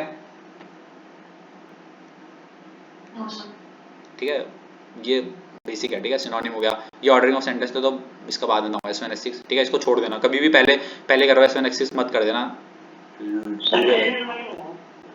डूबेगा ही तुम्हें, ठीक है। एंटोनिम्स भी सेम ही है, इसमें तुम्हें क्या करना है, blend the grains to make a smooth paste, ठीक है। अब तुमने सेंटेंस पढ़ा blend the grains to make a smooth paste, मतलब पेस्ट को स्मूथ बनाने का क्या करो, ग्रेन्स को एक साथ ब्लेंड कर दो, एक साथ मिला दो। एक तरीके का पॉजिटिव स्टेटमेंट है, ठीक है। ब्लेंड भी खुद क्या है, एक पॉजिटिव स्टेटमेंट है, ठीक है। अब तुम यहाँ देखो, इसका क्या बताना है, एंटोनिम बताना है, ठीक है।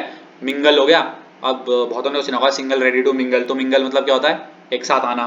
तो ब्लेंड और मिंगल, मिंगल क्या हो गया, पॉजिटिव हो गया। तुम्हें नेगेटिव स्टेटमेंट चाहिए, अब तो ये नेगेटिव नहीं है, ये तो पॉजिटिव है, इसको हटा दो, क्योंकि अब यहाँ तुम्हें क्या देख रहे हो, एंटोनिम्स देख रहे हो, ठीक है। मिंगल हटा गया। कोएल्सेस मान लो तुम्हें मतलब पता ही नहीं है, ठीक है, तुम्हें पता नहीं है। अमलगमेट जिसने साइंस पढ़ी होगी और जिसने एलॉय पढ़ा होगा, अमलगमेट का उसको मतलब पता होगा, ठीक है। अमलगमेट एक तरीका होता है जब दो चीजों को तुम आपस में मिलाते हो, ठीक है। तो ब्लेंड का मतलब भी अमलगमेट हो गया, तो डी और बी तो पहले हटा दो क्योंकि वो दोनों का मतलब सेम है। अब सेपरेट और कोएल्स बना है, ठीक है। अब हिंदी में पढ़ो उसको, ब्लेंड द ग्रेन्स मतलब ग्रेन्स को एक साथ मिला दो। तो मिला दो और मिला दो का अपोजिट क्या होता है, सेपरेट। तो एंटोनिम बताना, तो इसका आंसर क्या आ जाएगा, सेपरेट, ठीक है। सेपरेट हो गया।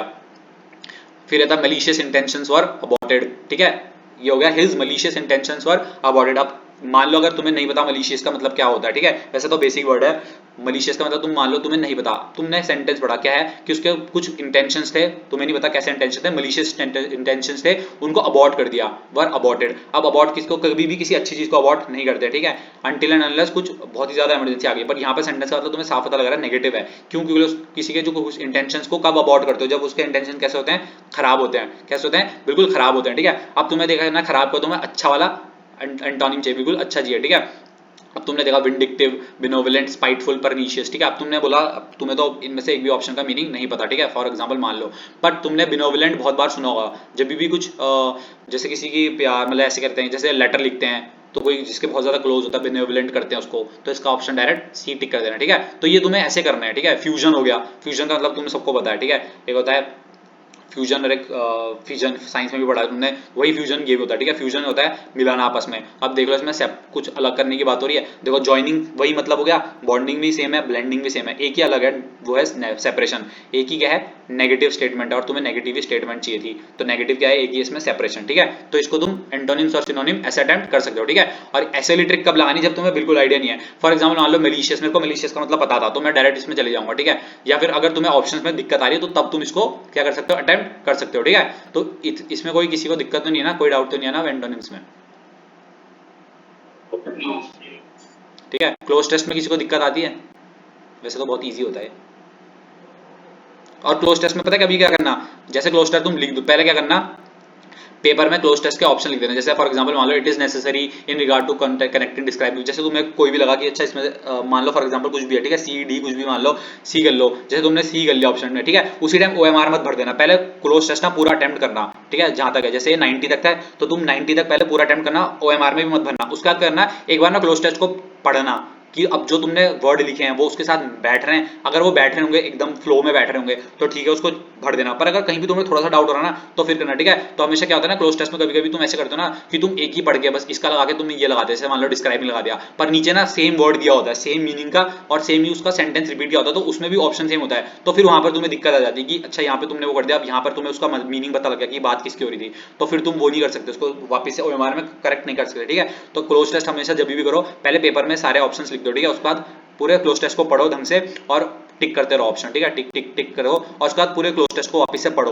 अब अगर पढ़ के तुम्हें सही लग रहा है, ठीक है, कहीं भी तुम्हें ऐसे थोड़ी सी भी फ्लो नहीं टूट रही है तो उसको डायरेक्ट ओएमआर में फिल कर देना। पर अगर लग रहा है कि हाँ भाई थोड़ी सी कहीं पे दिक्कत है तो उसमें फिर उसको वापस से करना, ठीक है। और वो कैसे करोगे, ये पढ़ते रहना इनके, ठीक है। पहले सेंटेंस पढ़ना क्या करना चाह रहा है, ठीक है, किस सेंटेंस किस सेंस में है, पास्ट टेंस में है, प्रेजेंट टेंस में है, फ्यूचर टेंस में है, या पास्ट परफेक्ट है, प्रेजेंट परफेक्ट है, ठीक है। उस हिसाब से तुम ऑप्शंस में लगाओगे, ठीक है। तो क्लोज टेस्ट तो बहुत इजी होता है, ठीक है।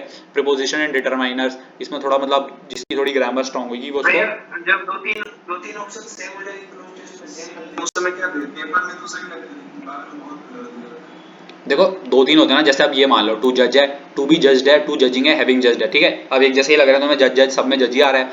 अब क्या करना है सेंटेंस का, इसमें देखो टू जज करना है, यानी ये टू जज अभी जज हो रहा है, ठीक है। इसका फिर ये देखो किस सेंस में, कौन से टेंस में है, ठीक है। ये पास्ट टेंस में चले गया, ये आईएनजी है मतलब कंटिन्यूअस फॉर्म में, हैविंग जज्ड हो चुका है, ठीक है, परफेक्ट है।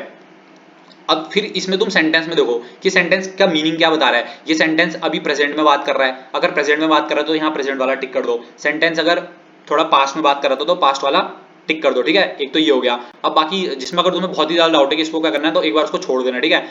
उसके आगे पीछे के अटेम्प्ट कर देना, फिर उसके बाद तुम उस वापिस उसको वर्ड को पढ़ना, उस सेंटेंस को, ठीक है, जहां पर वो ब्लैंक है उस सेंटेंस को, मतलब फिर ऊपर नीचे से ना उसका मतलब मीनिंग निकाल के बैठना, ठीक है। कभी कभी ऐसा होता है ना जैसे इस लाइन का ये है, तुम्हें भरना तो ये है पर तुम यहाँ पे नहीं समझ आ रहा, बट तुम जब एक दो नीचे पढ़ दोगे ना फिर तुम्हें समझ आ जाएगा ऊपर वो बोलना क्या चाह रहा था, तो तब तुम ऊपर जाना, ठीक है। तब तक उसको छोड़ देना अगर वो बिल्कुल भी समझ नहीं आ रहा है, ठीक है। और अगर लास्ट तक समझ नहीं आ रहा तो उसको अटेम्प्ट ही मत करना, ठीक है। वो बिल्कुल क्या हो जाता है, बिल्कुल ही खराब हो जाता है, ठीक है। ये होता है कंप्लीशन ऑफ सेंटेंस।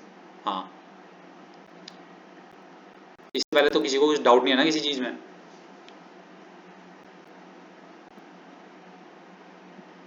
नहीं है ना, फिर मैं सीधा कंप्लीशन ऑफ सेंटेंस में जा रहा हूँ, ठीक है। कंप्लीशन ऑफ सेंटेंस है, ठीक है। ये शुभम को डाउट है। अब शुभम जैसे फॉर एग्जांपल 101st क्वेश्चन है, ठीक है। They were informed that the inaugural version of the scheme, तो तुमने इसमें क्या लगाया, मतलब अटेम्प्ट करा होगा अगर, मतलब अभी भी अगर अभी भी तुम अगर लगा सकते हो तो क्या लगाओगे, कुछ भी लगा सकते हो, मतलब ए मतलब ऐसे मतलब। सर इसमें लग रहा है ना they were informed that इसका पहले हिंदी में पढ़ो, इसका मतलब हिंदी में क्या कहना चाह रहा है ये पास्ट में आंसर रहेगा। ठीक है, पास्ट में जाएगा। और इसका हिंदी में अगर तुम जाओगे तो हिंदी में क्या कह रहा है कि उनको इन्फॉर्म कर चुका था कि inaugural version of this scheme, मतलब उनको इन्फॉर्म कर चुका था, ठीक है। अब ऑप्शन पढ़ोगे, had three parts, was three parts, have three parts और हैड एज थ्री पार्ट्स, ठीक है।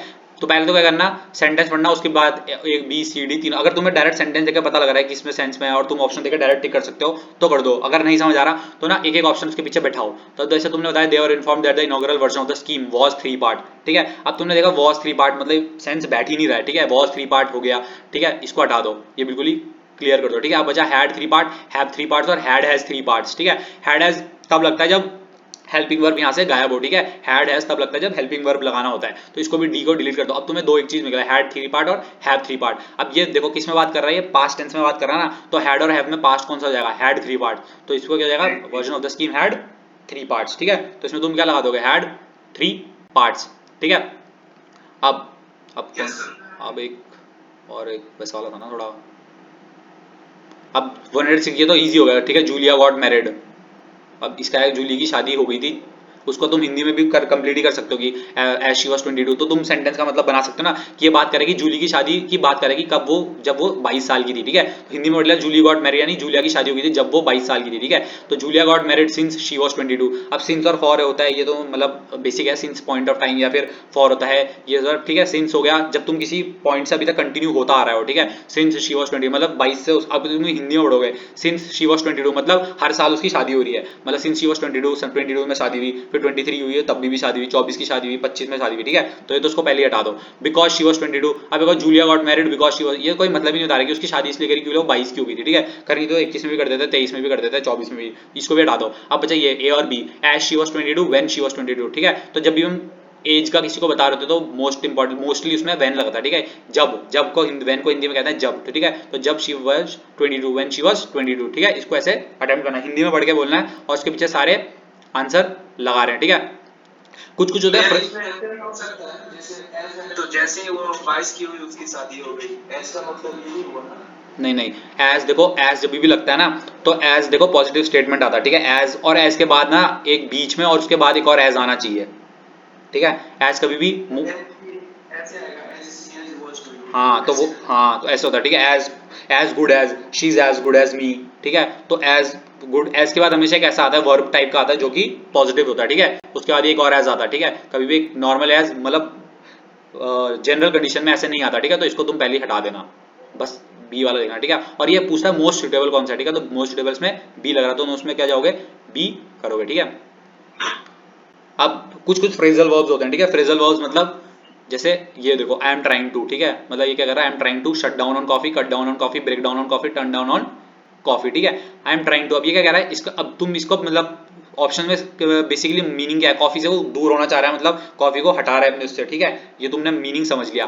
तब उसमें क्या कर रहा है, वो कोशिश कर रहा है कि कॉफी को हटा दे बिल्कुल ही, ठीक है। तो फ्रेजल वर्ब होता है I am trying to cut down on coffee, ठीक है। कभी भी तुम किसी चीज को मतलब छोड़ रहे हो, जैसे कि कॉफी को छोड़ रहे हो या फिर कार्ब्स को छोड़ रहे हो या फिर ऑयली फूड को, तो तुम कट डाउन लिखोगे, ठीक है। Shut down, break down, turn down कुछ नहीं होता। ये फ्रेजल वर्ब होते हैं, ये फिक्स्ड होते हैं, ठीक है। कट डाउन ही इसका ऑप्शन होगा, इसमें तुम कोई ट्रिक व्रिक नहीं लग सकती। इसमें फ्रेजल वर्ब होता है डायरेक्ट कट डाउन होता है, ठीक है। How are you getting, how are you, अब इसमें देखो ऑप्शन देखो, getting on in your new job, getting off, getting along your new job या getting off in your new job, ठीक है।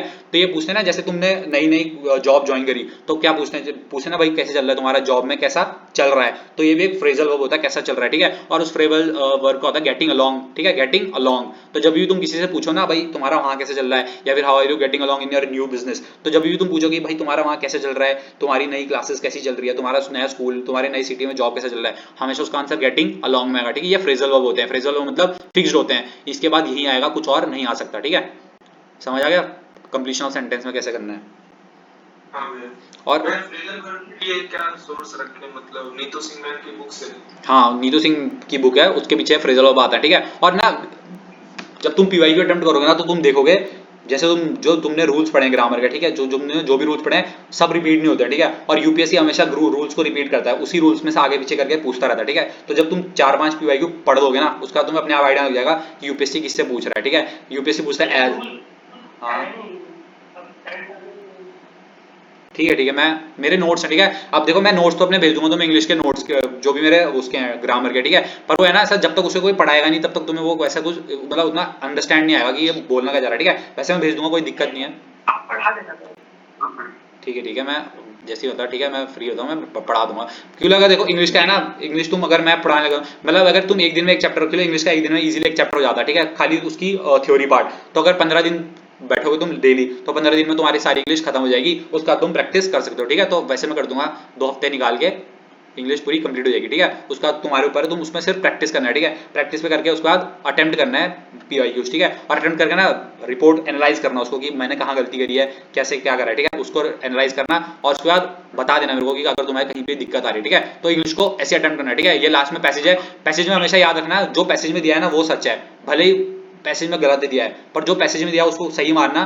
क्योंकि ऑप्शन में कभी कभी ऐसा होता है ना, वो कुछ ऐसा भी दे देंगे जो तुम्हें लगेगा हाँ यार इसका तो ऑप्शन ये भी होना चाहिए, तो इसको मैं ये भी टिक कर देता हूँ। बट हमेशा ये नहीं करना है, पैसेज में जितना दिया है सिर्फ उतना ही टिक करना है, ठीक है। कभी मत जाना कि अब पैसेज में इजी सा दे, मतलब पैसेज में सिर्फ इतना दिया है कि प्लास्टिक वेस्ट के, मान लो इसमें, ठीक है, प्लास्टिक वेस्ट के इफेक्ट होते हैं किस किस में। फॉर एग्जाम्पल इसमें मान लो ऐसे दिया होता है कि प्लास्टिक वेस्ट के इफेक्ट होते हैं हमारे ऊपर, ठीक है, ह्यूमन बींग्स में। अब तुम्हें पता है प्लास्टिक वेस्ट के इफेक्ट कहाँ होते हैं, नेचर में होते हैं, ठीक है, एनिमल्स में होते हैं, सब में होते हैं, ये तो तुम्हें पता है। अब नीचे अगर ऑप्शंस में आ गए, जैसे ये हो गया plastic has destructing effect on only humans, only marine, both human and marine, none of the above, ठीक है। तब तुम्हें इसमें क्या करना है ना, अब अगर पैसेज में इतना दिया है ना कि प्लास्टिक, अगर प्लास्टिक में सिर्फ ह्यूमंस के ऊपर प्लास्टिक की बात करिए कि सिर्फ उसमें कहीं ऐसा नहीं दिया कि प्लास्टिक को कहीं और भी इफेक्ट करता है, उसमें सिर्फ इतना दिया प्लास्टिक का सिर्फ ह्यूमंस में, और तुम्हें पता है कि कि भाई प्लास्टिक के तो कहीं और भी इफेक्ट होते हैं, तो कभी भी ये मत चले जाना बोथ ह्यूमंस। अगर उसमें खाली ह्यूमंस की बात हुई है तो सिर्फ ओनली करना, ठीक है, क्योंकि सिर्फ पैसेज के हिसाब से तुम्हें सच मानना है। इसमें तो सबका दे रखा था मरीन का ह्यूमंस का, तो ठीक है इसमें तुम बोथ करोगे, लेकिन अगर इसमें मरीन का ना देके सिर्फ ह्यूमंस की बात होती तो तुम सिर्फ ह्यूमंस में टिक करना, कभी भी सी में मत चले जाना, ठीक है, कि इसका तो ये तो और भी होता है, ठीक है, तो वहां पे ज्यादा एक्स्ट्रा स्मार्ट बनने की कोशिश मत करना, वो हमेशा गलत हो जाएगा, ठीक है। चलो यूपीएससी बताते हैं ऐसे कि तुम्हें मोस्ट क्लोजेस्ट इसका आंसर देना है, ठीक है। तो इंग्लिश तुम्हारे को ऐसे अटेम्प्ट करनी है। और किसी को कोई दिक्कत है इंग्लिश में? एरर बता दीजिए। एरर रुको, हाँ एरर एरर एरर है, ठीक है। अब एरर के मान लो 10 क्वेश्चन आते हैं, ठीक है, एटमोस्ट अगर आपके 10 के 10 आप अटेम्प्ट कर पा रहे हो और उसमें से आपके 8 या 9 सही हो रहे हैं तो ठीक है, ठीक है, वरना अगर आपके 7 8 मतलब अगर कम अटेम्प्ट करो ना, 5 अटेम्प्ट करो तो फॉर श्योर उसको करना कि वो 5 के 5 आपके सही होने चाहिए, ठीक है। कभी वैसे नहीं करना आपको 5 परफेक्ट आते हैं, हमने 5 तो कर दिए, लेकिन अब आपने सोचा आपको लालच चाहिए, ठीक है, लालच आती है यूपीएससी के पेपर में, और खासकर ये ऑप्शन जीएस के पेपर में बहुत ज्यादा लालच चाहिए, ठीक है। तो कभी भी अगर 5 हो गए उसके बाद तुम्हें पता है इसमें डाउट है, इसमें भी डाउट है, ऐसे करके हटा देना उसको, ठीक है, उसको मत अटेम्प्ट करना, ठीक है। और एरर तुम्हारी कब एरर स्ट्रांग होगी, जब तुम एक तो क्या करोगे, ग्रामर्स के सारे रूल पढ़ लोगे, दूसरा रीडिंग हैबिट, ठीक है, जिसके भी पेपर में क्वेश्चन कम अटेम्प्ट हो रहे हैं, ठीक है, पीवाईक्यू लगाना। और अगर तुम्हारा पेपर थोड़ा सा भी छूट रहा है या तुम्हें थोड़ी सी भी स्ट्रगल करनी पड़ रही है पेपर कंप्लीट करने में, तो मैं बोलूंगा रीडिंग करनी शुरू कर दो, ठीक है। कोई भी नोवेल पकड़ लो, कोई भी बुक पकड़ लो, रीडिंग से क्या करना है, रीडिंग से तुम्हारे 2 फायदे होंगे, ठीक है। एक तो तुम्हारी वोकैब आराम से स्ट्रांग हो जाएगी, ठीक है, दूसरा तुम S1 S6 इजीली कर पाओगे, ठीक है, जितने भी पैसेज वाले हो तुम इजीली कर पाओगे, क्लोज टेस्ट इजीली कर पाओगे, एरर का भी तुम्हें पता लग जाएगा, ठीक है। रीडिंग हमेशा करना और वो तुम्हें एसएसबी में भी हेल्प करेगी, ठीक है, उसका भी बताऊंगा एसएसबी में क्यों हेल्प करती है, ठीक है। अब फॉर एग्जांपल बोलो, वो होगा, ठीक है, मतलब क्या क्या क्या रीड कर रहे हो, कौन सी बुक रीड कर रहे हो? न्यूज़पेपर भैया, इंडियन एक्सप्रेस। ठीक है, वो न्यूज़पेपर पढ़ो, देखो न्यूज़पेपर में होता है, न्यूज़पेपर रीडिंग सही है, पर न्यूज़पेपर अलावा ना कोई भी एक बुक पकड़ लो, ठीक है। अब तुम अगर वैसी बुक्स पसंद है, मतलब फिक्शन वाली या नॉन फिक्शन कैसी भी पढ़ लो, जैसे मैं आर्मी वाली बुक्स पढ़ता हूँ, ठीक है, मोस्टली मैं आर्मी वाली ही पढ़ता हूँ, वो एक बुक उठा लो, ठीक है। उससे क्या होगा, एक तो तुम्हारा इंटरेस्ट आर्मी में, तो तुम्हें पढ़ने में और भी मजा आएगा, और जब तुम बुक पढ़ना स्टार्ट करोगे एक तो तुम्हारी हॉबी बन जाएगी, तुम्हें एसएसबी में बोलने को होगा, और ऐसा होगा ना ग्रेजुअली चेंजेस आते हैं, ठीक है, एक महीने में नहीं होता सही, मतलब कम से कम 2 या फिर 1.5-2 महीने लगते हैं, तब तुम्हारे को थोड़ा इंप्रूवमेंट आएगा, ठीक है। और कभी भी पढ़ो ना तो थोड़ा सा मतलब ट्राई करना कि अकेले पढ़ना और थोड़ा तेज तेज पढ़ना, जैसे मुंह के बाहर पढ़ना, उससे क्या होता है ना तुम्हारी एसएसबी में तुम्हें स्क्रीनिंग के टाइम में बहुत ज्यादा हेल्प मिलेगी, ठीक है। तो वो ट्राई करना, एक बार कोई भी बुक उठा के पढ़ लेना, ठीक है। अब जैसे मान लो ये है, ठीक है, एरर का क्वेश्चन है, ठीक है, एरर का क्वेश्चन में पहले तो वो देखना जो तुम्हें बिल्कुल आते हैं, ठीक है। जैसे इस बार ये थोड़ा इसमें थोड़ी दिक्कत थी, ठीक है, इसमें कोई ए का आंसर बता रहा था, कोई सी बता रहा था कि guest is unwelcome when he stays too long, ठीक है। तो ये मतलब मोस्टली इसका मतलब ये था कि गेस्ट जब क्या होता है, जब गेस्ट मतलब वो होता है ना, अतिथि देवो भव जो पिक्चर थी, क्या थी वही थी शायद से, तो उसमें क्या होता है वो ज्यादा दिन तक जब आ जाता है तो वो दिक्कत आ जाती है, तो वो सेंटेंस का मतलब भी वही था कि गेस्ट क्या होता है अनवेलकम बन जाता है जब वो बहुत ज्यादा दिन तक रहने लग जाता है, ठीक है। तो इसमें मोस्टली मैं तो फिर यही लगा था मुझे कि गेस्ट बिकम्स अनवेलकम, ठीक है। तो क्या होता है, गेस्ट अनवेलकम तो होता नहीं है ना पहले से, गेस्ट क्या आता है जब तुम्हारे घर में कोई आता है तो तुम उसको अच्छे से रखोगे, वो अनवेलकम कब बनता है, जब वो बहुत दिन तक रहने लग जाता है, जब तुम्हें उससे दिक्कत होने लग जाती है, ठीक है। तो सेंटेंस का मतलब यही था। अब इसमें तुम देखो तो इसमें अगर तुम पढ़ोगे ना guest is unwelcome when he stays too long, तो तुम मीनिंग बता दोगे कि पहली गेस्ट को इसने अनवेलकम बता दिया, ठीक है, तो वो कभी भी नहीं करना है, तो इसलिए इसमें इज को हटा के तुमने लिख देना था बिकम्स, ठीक है। गेस्ट बन जाता है अनवेलकम जब वो बहुत टाइम तक रहता है, तो एक तो तुम ऐसे कर सकते हो। फिर ये तो यूपीएससी का फेवरेट है, ठीक है, ये या तो क्लोज टेस्ट में आएगा या फिर ये एरर। हाँ उस क्वेश्चन में जो मैंने एरर देख रहा था ये सॉल्व किया, उसमें गेस्ट के पीछे आर्टिकल लगा दिया था और कुछ नहीं करा था। नहीं ऐसे ये आर्टिकल मतलब मोस्टली नहीं छेड़ते हैं, ठीक है, आर्टिकल वाला इतना नहीं पूछता है यूपीएससी, तो कभी भी फालतू का आर्टिकल्स में आना है, इसमें बिकम्स आ जाता है, ठीक है, कि बेस्ट बिकम्स अनवेलकम, आ गेस्ट द गेस्ट ये मत लगा देना कभी भी, ठीक है, आ एन से तो पूरा मतलब ही तुम्हारा चेंज हो जाएगा, ठीक है। अब ये वाला जो रूल है ना 42, ये यूपीएससी का फेवरेट है, ठीक है, बहुत ज्यादा फेवरेट यूपीएससी का क्वेश्चन है, ठीक है। इसमें क्या होता है ना, ये मैंने शायद से टेलीग्राम में भी दे रखा था कि माय फ्रेंड एंड बेनिफैक्टर, मतलब जब तुम किसी 2 लोगों की बात कर रहे हो या फिर 2 पोजीशंस की बात कर रहे हो, ठीक है। अब फ्रेंड के आगे आर्टिकल लगा हुआ है माई, मतलब मेरा दोस्त, ठीक है। अब इसका अगर तुम हिंदी पढ़ोगे तो माई मेरा दोस्त और बेनिफैक्टर हैज कम, ठीक है। अब ये इसमें क्या होगा, इसमें होगा नो एरर, ठीक है। इसमें नो एरर क्यों होगा, क्योंकि देखो इसका अगर इसने ऐसा लिखा होता ना my friend and my benefactor, ठीक है, अगर इसने इसके आगे भी माई लिखा होता, ठीक है, यहाँ पे भी इसने माई लिखा होता कि माई फ्रेंड एंड माई बेनिफिक्टर, तब क्या होता है ये दोनों अलग अलग लोगों के लिए बोल रहा है, ठीक है। मतलब अब इसमें मतलब मेरा दोस्त और मेरा जो बेनिफिक्टर है वो आया है, ठीक है, मेरा दोस्त और मेरा बेनिफिक्टर। अब इसने क्या लिखा, इसमें इसने माई तो था नहीं, इसमें था माई फ्रेंड एंड बेनिफिक्टर, मतलब जो इसका फ्रेंड है वही इसका क्या है बेनिफिक्टर है। तो इसमें क्या होगा, हैज होगा, क्यों, क्योंकि एक ही आदमी की बात कर रही है तो कर रहा है, तो हैज में क्या आता है, मतलब सिंगुलर टर्म आती है हैज में, क्योंकि एक ही आदमी का है। बट अगर यहाँ पे होता my friend and my benefactor has come, तो तब इसमें एरर होती बी में, ठीक है, तब इसमें एरर होती बी में, क्यों, तब यहाँ पे हैज की जगह क्या आ जाता, हैव आ जाता, ठीक है। तो ये रूल होता है, ठीक है, हमेशा याद रखना। या फिर the teacher and the principal आ जाएगा, the teacher and the principal have come, तो अब इसमें लग रहा है टीचर के भी आगे दा लगा हुआ है, प्रिंसिपल के आगे भी दा लगा हुआ है और हैव यूज करा है, तो ये सही है, क्योंकि टीचर भी अलग बात हो गया और प्रिंसिपल भी लगा है और दोनों अलग अलग आ रहे हैं तो हैव आएगा, ठीक है। अब ऐसा होता है the teacher and principal has come, तो ये सही हो जाएगा, क्योंकि जो टीचर है वहीं क्या है, प्रिंसिपल है, ठीक है। अब जैसे ये हो गया, इस बार नो एरर के बाद आता है आइदर ही और आई एम मिस्टेकन, ठीक है। जब भी आई देख लो ना, आई उसके बाद एम होना ही होना चाहिए, ठीक है। आई के साथ हमेशा एम आता है, बोलते ना I am this I am that, ठीक है, तो हमेशा याद रखना आई के साथ हमेशा एम आना ही चाहिए सेंटेंस में, अगर नहीं आ रहा है तो गलत है, ठीक है।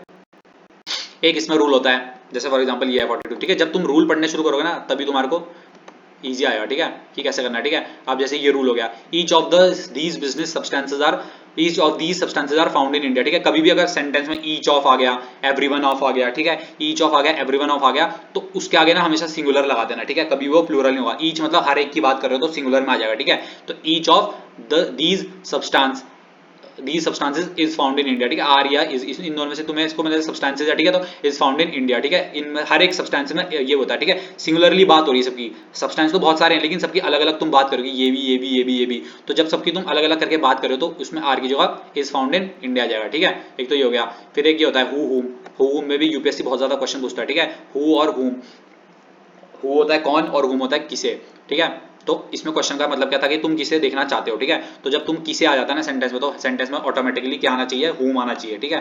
हिंदी में कन्वर्ट करो, हुम आना चाहिए सेंटेंस में, और यहाँ पर हुम आता तो इसमें कोई एरर नहीं होती, बट यहाँ पे था हु डू यू विश, तो यहाँ पे हुम आएगा, ठीक है, एम आएगा, तो ये था। बाकी तो इसमें नॉर्मली थे, I played with the same bat that you used, ठीक है। तो ये सर थोड़ा बहुत मैथ्स एंड जीएस का भी बता दो, हाँ बस बता रहा हूँ, ठीक है। तो इंग्लिश में इतना ही तुम्हें अटेम्प्ट करना है, ठीक है। अब इंग्लिश में कोई और डाउट किसी को?